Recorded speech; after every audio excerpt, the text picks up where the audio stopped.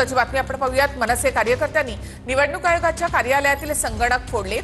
ठाण्याच्या मुंब्र्यामध्ये मनसेने संगणक फोडले आहेत। मतदार यादी अपडेटसाठी पुरेसे कर्मचारी नसल्यामुळे मनसे आक्रमक झाली आहे।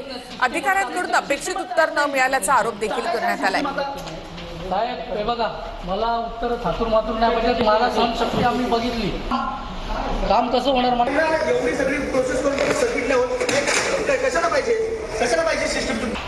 लोकशाहीला काढी लावायला घेतलं तुम्ही निवडणूक आयोगाने। हे बघा, तिथे होतच नाही, सिस्टीमच चालत नाही, चाटायचं आहे सिस्टीम आता। साहेब आपण पाहूयात, छत्रपती संभाजीनगरमध्ये शिवसेनेकडून निवडणुकांची तयारी सुरू करण्यात आली आहे। छत्रपती संभाजीनगरमध्ये शिवसेनेकडून इच्छुकांच्या मुलाखती घेतल्या जात आहेत। स्वतः संजय शिरसाट या मुलाखती या ठिकाणी घेत आहेत।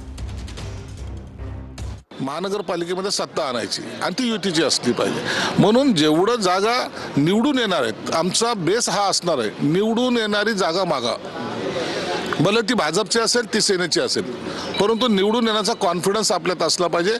तर त्यामध्ये थोडा बहुत एक दोन जागेमध्ये फेरबदल सुद्धा होऊ शकतो, त्याला सुद्धा आमची हरकत नाहीये। तर मनसेच्या ठाण्यामध्ये वृक्षतोडीच्या विरोधामध्ये आंदोलन सुरू आहे। ही थेट दृश्य आपण या ठिकाणी पाहतोय।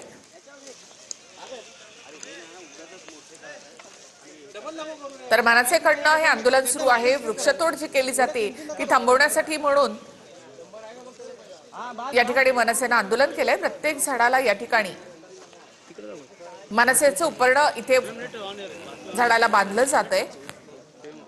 ठाण्यामधल्या वृक्षतोडीच्या विरोधात मनसेनं हे आंदोलन छेडलेलं आहे। दिल्लीमध्ये काहीतरी घडतंय, पण 2029 पर्यंत मोदीच पंतप्रधान राहतील असं धनंजय महाडिक म्हणाले। काही गोष्टी जाहीरपणे बोलणं योग्य नाही, पण काही प्रक्रिया सुरू आहेत असंही धनंजय महाडिकांनी म्हटलंय। 15 ते 19 दरम्यान तुम्ही संसदेत उपस्थित राहावा अशा प्रकारचं व्हीप पक्षाने जारी केलेलं आहे। काय राजकीय घडामोड काही कामावर आली?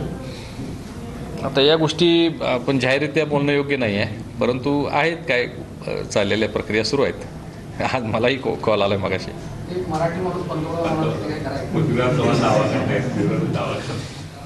मोदीजीच 2029 पर्यंत पंतप्रधान राहतील आणि 2034 साठी सुद्धा पक्षाच्या वतीनं मोदीजीच राहतील, यामध्ये माझ्या मनामध्ये कुठली शंका नाही।